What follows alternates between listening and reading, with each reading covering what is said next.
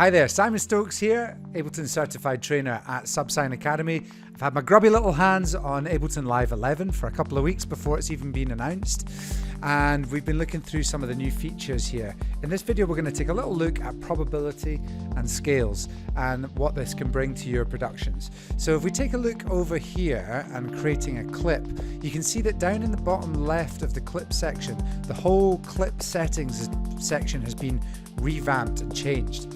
Now, what they've mainly added is this scale section down at the bottom left. When we turn on scale, it's a bit like when you use scales on push. On push, if we choose, at the moment I'm in E flat, and if I play on push, I'm playing a major scale in E flat. If I change it to minor pentatonic, for example, means when I play my track,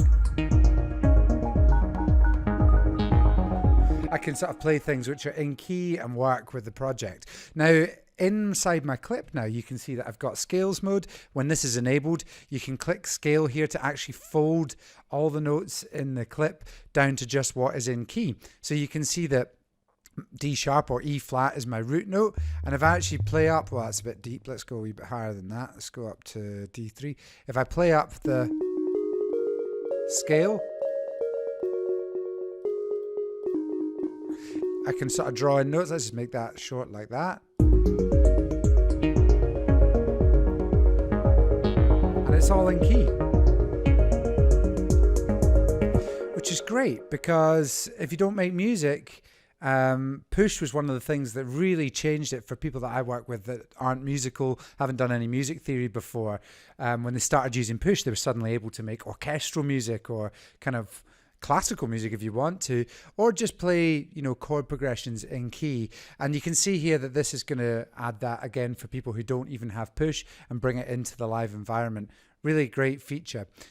So yeah, that's something I'm really happy with. Also, if you do have push, let's say for example I'm going to create a clip here and I'll just play something in.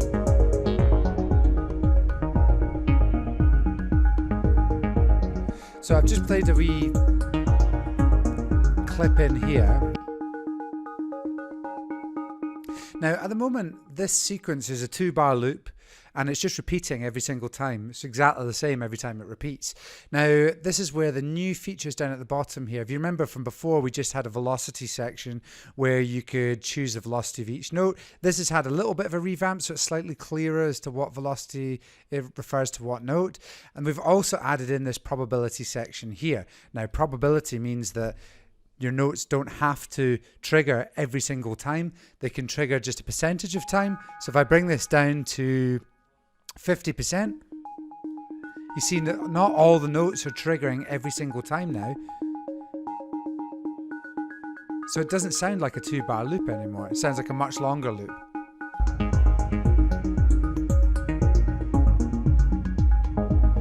Which is really class. Let's do the same thing with let's just put an 808 kit on, and I'll just add maybe I'll just add a clap on the last beat. So if I did that every time, that is begging for a bit of reverb, isn't it? Let's put this on.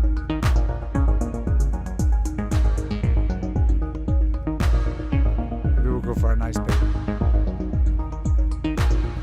Now at the moment it's triggering every time.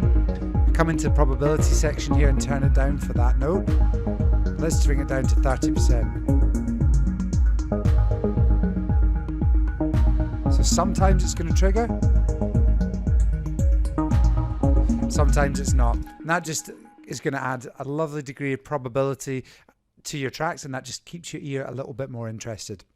So that's 2 features which are going to make a great big difference. There's also just one other wee thing to do with that. You notice that if we go back to the velocity section here, the velocities of these closed hats are different every time they trigger because I played them in on push. Now we can add a bit of velocity range to them, and you see what happens? It's going to actually add a bit more kind of randomness to the velocity, so you can just add a little touch more randomness to it than what you had before, which just humanizes it a little.